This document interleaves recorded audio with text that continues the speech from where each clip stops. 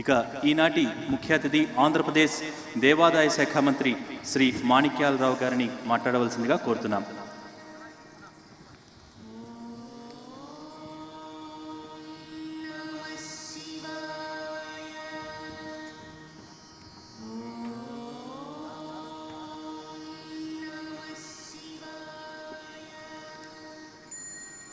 వేదికపై ఆసీనులైన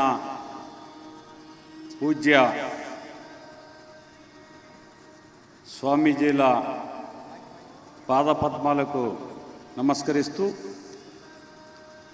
అలాగే వేదికపై ఆసీనులైన పెద్దలందరికీ కూడా హృదయపూర్వకంగా నమస్కారాలు తెలియజేసుకుంటూ, ఈ కోటి దీపాలంకరణ కార్యక్రమానికి విచ్చేసిన మాతృమూర్తులకు, భక్తజనులందరికీ కూడా నా హృదయపూర్వక నమస్కారాలు తెలియజేస్తూ ఉన్నా. అలాగే ఈ కార్యక్రమాన్ని నిర్వహిస్తున్న భక్తి టీవీ, అలాగే ఎన్టీవీ వ్యవస్థాపకులు శ్రీ నరేంద్ర చౌదరి గారికి, అలాగే ఈ టీవీ నిర్వహణ బృందాన్ని అందరికీ కూడా నేను హృదయపూర్వక ధన్యవాదాలు తెలియజేసుకుంటూ, ఈ కార్తీక మాసంలో ఏదైతే మన సనాతన ధర్మాన్ని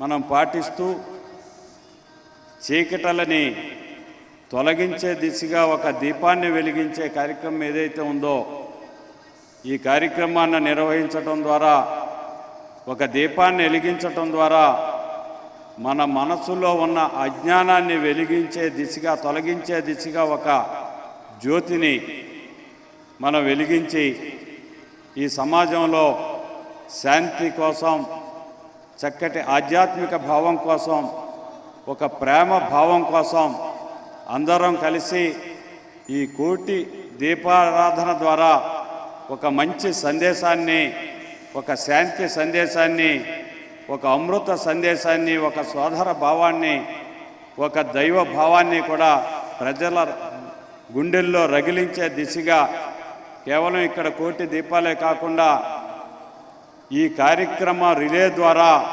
ప్రపంచం అంతా కూడా మన ధర్మ భావాన్ని తెలియజేసే విధంగా తీసుకున్న ఈ గొప్ప కార్యక్రమ నిర్వాహకులైన నరేంద్ర చౌదరి గారికి నేను హృదయపూర్వక ధన్యవాదాలు తెలియజేసుకుంటూ సెలవు తీసుకుంటున్నాను. జై.